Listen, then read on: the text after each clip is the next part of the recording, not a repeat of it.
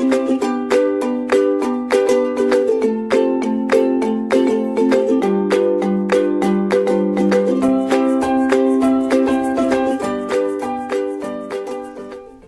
students, today we are here to study about the drugs which are used in congestive heart failure, that is also called as CHF, under the subject medicinal chemistry second, that is BP 501T, and I am Rituparna Palit here to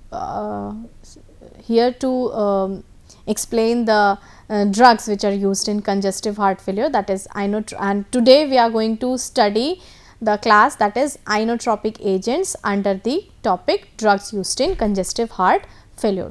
So, first of all we need to study about what is congestive heart failure or heart failure. It is a condition when the heart is not able to play its role sufficiently, efficiently, that is it is not able to pump enough blood to meet our daily demands, the metabolic demands. So, this condition ultimately leads to heart failure. So, there are certain causes, there are reasons, certain reasons why the heart is not able to pump sufficient blood to meet our daily demands. So, there are two type of causes which are systolic dysfunctions and diastolic dysfunctions. We know that our heart beats and the pressure which we measure, the pressure of blood that we measure in two types, that is systolic blood pressure and diastolic blood pressure. So, if there is any kind of disturbance, any dysfunction in systolic, at the same time any dysfunction in diastolic, it can be any reason for congestive heart failure. So, I would like to discuss some of it, that congestive heart failure that is caused by systemic dysfunction. What are the systemic dysfunctions which we are referred here is when deficient pumping action of the ventricle, that means the ventricle are not able to pump properly. Second is ventricles are unable to develop sufficient wall tension and improper ejection volume of blood. So, these are the certain causes, these are some causes of systolic dysfunction which ultimately causes congestive heart failure. And the diastolic dysfunctions are also there, that is first is ventricular wall get thickened. If there is ventricular wall get thick, what will happen? The pumping action of heart will not be proper, there will be some storage or there will be some accumulation of blood into the ventricles, into generally the ventricles. So, they can lead to the improper pump of heart and ultimately congestive heart failure.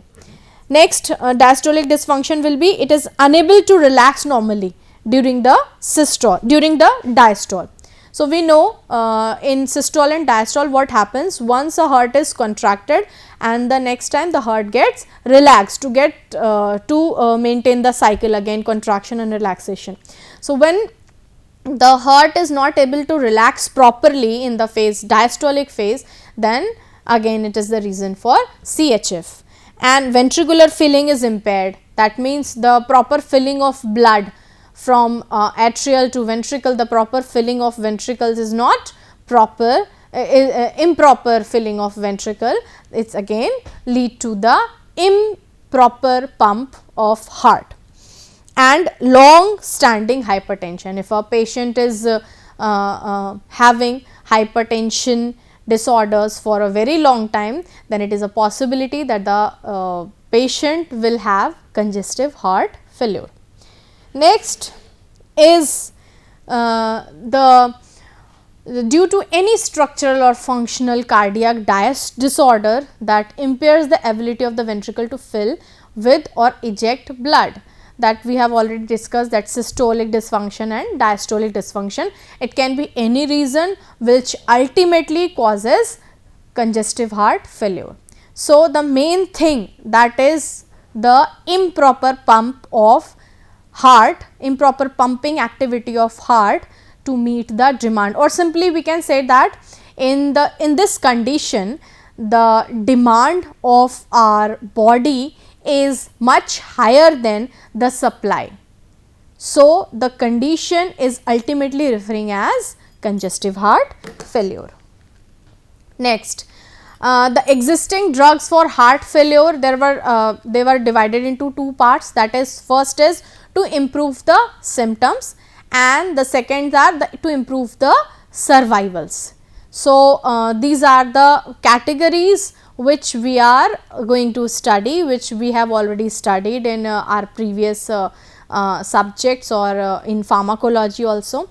So, these are to improve the symptoms. There are the classes which are used, the drugs classes which are used, that as diuretics, inotropic agents and vasodilators. And to improve the survival rate, that is ACE inhibitors, AREs and beta blockers, spironolactone and hydralazine plus nitrates. So, these are some drugs which are some of them which we are going to discuss today. So, this is the classification which from this was the existing drugs, this was the existing classification of the drugs for CHF. Now, what we are studying is drugs which are used in CHF, the classification of drugs which we are using. Some of them are the classification goes like this: inotropic drugs. In inotropic drugs, we are going to study about digoxin and digitoxin. Next, some more drugs are there like dopamine, dobutamine and amrinone, but we have to thoroughly study about digoxin and digitoxin. Next is diuretics. In diuretics, we have to study about furosemide and spironolactone. Now, third classification is drugs acting on RAS, renin angiotensin system. That is, first it is again divided into two parts, that is angiotensin receptor blockers and ACE inhibitors. So, angiotensin receptor blockers has two drugs in it, losartan and telmisartan, which are very popularly used for CHF, and ACE inhibitors, that is captopril and enalapril. Next, the drugs which are used that are vasodilators, in which hydralazine, isosorbate dinitrate and nesiritide is used. Then comes beta blockers, that is carvedilol, metoprolol and bisoprolol are used, and last is endothelial receptor antagonist, that is bosentan and tazobactam. So, these two drugs, bosentan and tazobactam, are newly added drugs which are used in CHF. They improve the conditions of the heart. Inotropic agents, which we are going to study about very first. So, what are inotropic agents? Why they are used in CHF? Inotropic agents or inotropes are those agents which ultimately increase the contraction rate of heart, ultimately stroke volume increases. So, inotropic agents plays a very important role in correction of congestive heart failure. So, these two drugs, that is digoxin and digitoxin, are used generally in the in this class, inotropic agents. So, the best part of inotropic drugs, that digoxin and digitoxin, they are extracted from plant sources. They are extracted from plants. It is very difficult to extract them, but it is a good sign, it is a good thing that they are extracted from plant sources. So, many species of plants, they contains toxins, specifically heart arresting toxins, steroids of the cardenolide type of glycosides, compounds that are certain structural groups derived from sugars of up to 4 sugar residue, which may include glucose, rhamnose and 10 other sugar characteristics of this group of natural products. So, the digoxin, digitoxin, from the first point we got to know that digoxin and digitoxin are generally the glycosides, the cardiac glycosides, which we are taking from plants, which we are extracting from plants. and you can say that sometimes they are also called as toxins, specifically the heart arresting toxins, the plants, the heart arresting toxins, and the steroids of the cardenolide type as glycoside. So, if there is no corrected use of digoxin and digitoxin, they can also lead to some other problems in the heart. So, the use of digoxin and digitoxin, which are extracted from these plants sources, should be very, the patient should be very careful while using them, because as generally the doses which are prepared for the patients are very safe. So, it is good, it is okay to use these agents, but still the patient should be very careful, the experts should be very careful while extracting out the plant sources by making the medicine forms of out of digoxin and digitoxin plants. So, second point is typically these compounds are 5 beta steroids and have 3 beta and 14 beta hydroxyl groups, but hydroxyl group may occur in many other positions also. As we talk about steroids or glycosides, that means cardiac glycosides, or sugar residues are there, that means glucose, rhamnose, everything is there, they do have so many hydroxyl groups in them. So, there are so many hydroxyl groups, but typically which hydroxyl groups we are referring here, which are very responsible for the activity of digoxin and digitoxin, are that typically are 5 beta steroids and 3 beta and 14 beta 5 beta steroids that have 3 beta and 14 beta hydroxyl groups. These are very important position hydroxyl groups at these specific positions which are responsible for the activity.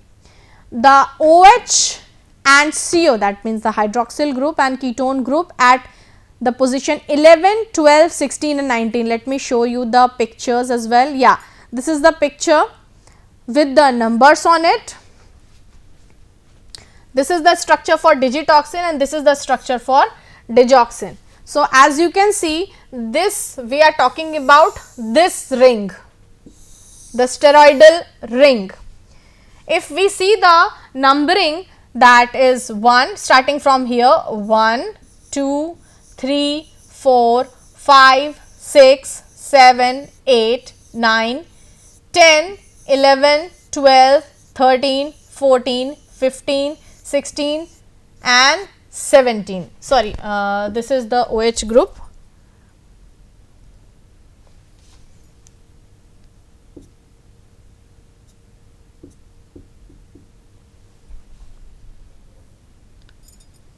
Okay.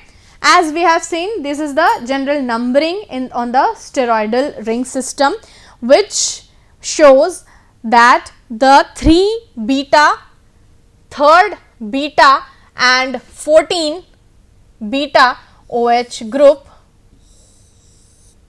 are very much responsible for the activity. In the first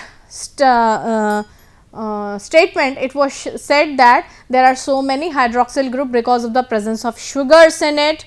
This is the sugar units along with the steroidal moiety with so much of hydroxyl groups on it.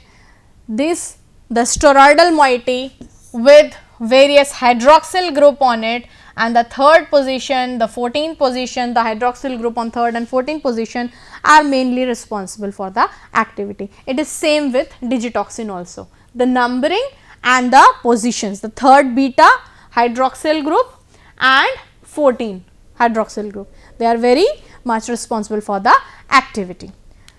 Again,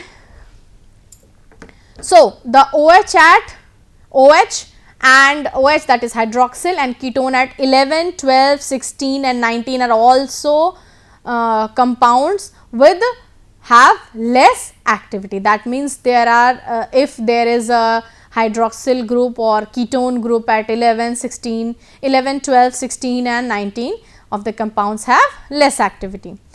In all the cases, the A-glycan part, we are going to see on our on the next slide, the glycan and A-glycan part, which is responsible for the activity. So, in all cases, the A-glycan, the steroidal that results when the sugar group are removed, is less active than in glycosides. Generally, activity declines with increasing number of sugar residues after the first.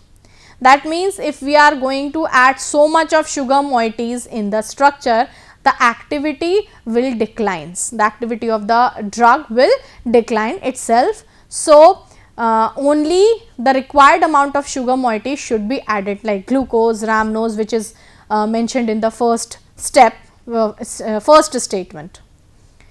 The structure of sugar have a very important role, and it facilitates the solubility, but not predictable effect on activity. So, the sugar moiety is here for facilitating the water solubility activity, but these sugar moiety is not responsible for the activity of medicine in CHF. That means, if there is a proper amount of sugar present, the drug, the digoxin, the digitoxin will show appropriate activity. But if we are adding some more sugars for increasing the solubility or decrease the amount of sugar, it will hamper the solubility of the medicine, the drug. So, the proper amount of sugar should be present, which incorporates the solubility and do not hamper the effect of the drug. And the most important cardiac glycoside, that is medicinally, are those occurring in foxglove. Digitalis, foxglove is a plant, is a type of plant that gives us digitalis. Digitalis has digitoxin and digoxin in it. So, foxglove, digitalis, digitoxin, G-toxin and all digoxin. Each of these contains a specific A-glycan moiety. So, the cardiac glycosides are those which are occurring in foxglove plant, specifically this plant, and gives digitoxin, G-toxin and digoxin. Each of these contains a specific A-glycan part. Example is also given. Digitoxygenin is the A-glycan part from digitoxin. Like that, in G-toxin it has some, in digoxin also it has some, which is linked to 3 molecules of sugar. Mandatory is 3 molecule of sugar, not more than that, not less than that. Digitoxose, and then it is derived from more complex glycoside, that is lanthosides A, B and C, from which glucose and acetic acid are removed during the isolation process. This is the general isolation process by which the agents like digitoxin, G-toxin, digoxin are getting isolated and being used. Next is the simplest cardiac genins, that is digitoxygenin, getogenin and stropanthidine. These are the A-glycan of most important glycoside, that is Digitalis lanata, Digitalis purpurea and Stropanthus combi. These are the 3 most important sources from which these A-glycan cardiac genins, that is digitoxygenin, G-toxygenin and stropanthidine are being extracted. So, this was the general information about the digitoxin and digoxin, which are extracted from a foxglove plant, that is Digitalis, and there are certain types of Digitalis as well, like Digitalis lanata, Digitalis purpurea and Stropanthus combi. We have already studied about the structure. The structure has the sugar moiety and the steroidal moiety. The steroidal moiety is mainly responsible for the activity in CHF, the shows the inotropic activity. Inotropic we have discussed.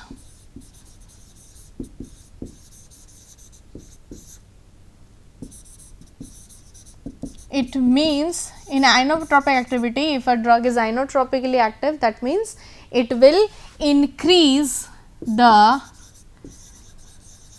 cardiac contraction and increase stroke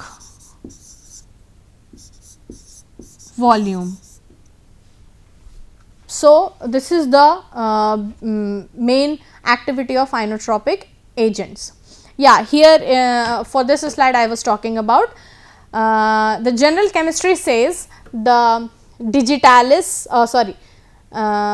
Digoxin and Digitoxin, any glycoside you can take, they are divided into three parts, three main parts, that is the sugar part, the steroidal part and the lactone ring.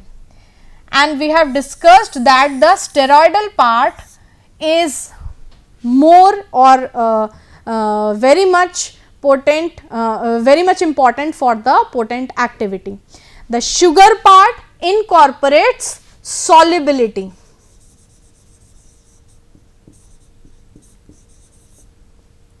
This shows activity, and lactone ring also shows the activity or potency of the drug. So, the A glycon part is responsible for the pharmacodynamic activity, that means how the body responds towards the drug, that is the pharmacodynamic activity that A glycon is responsible for, whereas the sugar is responsible for the pharmacokinetic activity, that means the solubility, the distribution, like in vitro जो activities होंगी, or the ADMA which we can say that adsorption, distribution, and then A glycon is responsible for pharmacodynamic activities. This is the mechanism of action. You can correlate with the structure here. I have simplified it and write it down in a flowchart form. That is the what cardiac glycosides do, what an inotropic drugs do. That is the cardiac glycoside, first of all it inhibits the sodium potassium ATPase in cardiac muscles. As soon as it inhibits the sodium potassium ATPase in cardiac muscle, there is an accumulation of intracellularly sodium ions, which prevent the extrusion of calcium ions, that is entry of calcium ions into the cell. And so, what will happen? There will be increase in calcium ions intracellularly as well, which ultimately stored in the sarcoplasmic reticulum, and the stored calcium ions in sarcoplasmic reticulum will increase, and it will show, it will increase the contraction power of the heart, and velocity of the contraction will be increased ultimately. To understand this, suppose this is an example, this is a blood vessel in the heart, this is the extracellular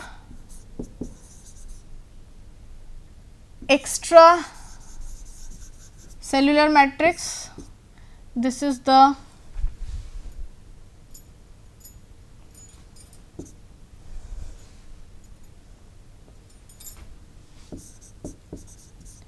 intracellular. Okay.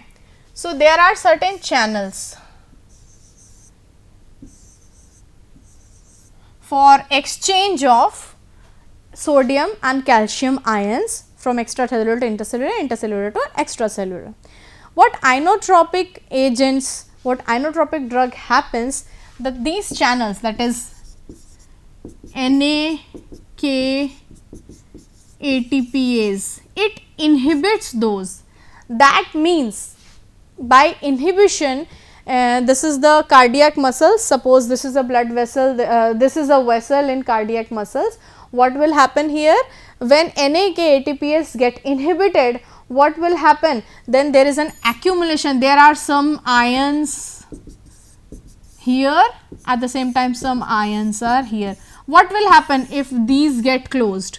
So, the intercellular ions which are already present inside the cell will stay here, whereas the extracellular ions which were present outside will stay here only. So, when there is an increased amount of accumulation of sodium which were already present inside the cell were increased, accumulation happens, and when accumulation happens, then extrusion of calcium ion will also hamper, ultimately increase the level of calcium ion inside the cell, and it will stored in the sarcoplasmic reticulum, whereas then these increased and stored calcium ions increases the velocity, the contraction rate of the heart, and will make the heart pump. So, this is the general mechanism of action. So, these are the cardiac glycoside which we have discussed in our previous slides, that is digoxin and digitoxin. Generally digoxin is used, its T half is 1.5 days, and the long acting is digitoxin. It is its limitation, its limitedly use, its limited use, it's of limited use because it is having very long T half. Then the uses, they all both generally the, whereas the digitoxin and digoxin both are used in this condition, congestive heart failure, and the chronic cardiac insufficiency, whereas digitoxin is also used in tachycardias, atrial fibrillation, paroxysmal ciliary arrhythmias, and paroxysmal supraventricular tachycardias, and digoxin is used in systolic action, strong systolic action, slow the heart rate, where the heart rate is slowed, it is also exhibiting action there. In chronic insufficiency and decompensated valvular diseases of the heart, myocardial overload in atrial hypertension, tachycardias and ventricular fibrillations, they are used. These are the other agents like dopamine, dobutamine and amrinone. These are the references which we are using. FOAs for the chemistry of the drugs. The synthesis is taken from the synthesis of essential drugs, Ruben Vardian and Victor Rudy, and essential of medicinal chemistry, medicinal pharmacology is used, KDT, that is used for the pharmacology, and Lippincott is also used for the same purpose. And one more new book is used for the structural SAR, that is principle of organic medicinal chemistry, that is Ramarao Nandela. Thank you so much for this session.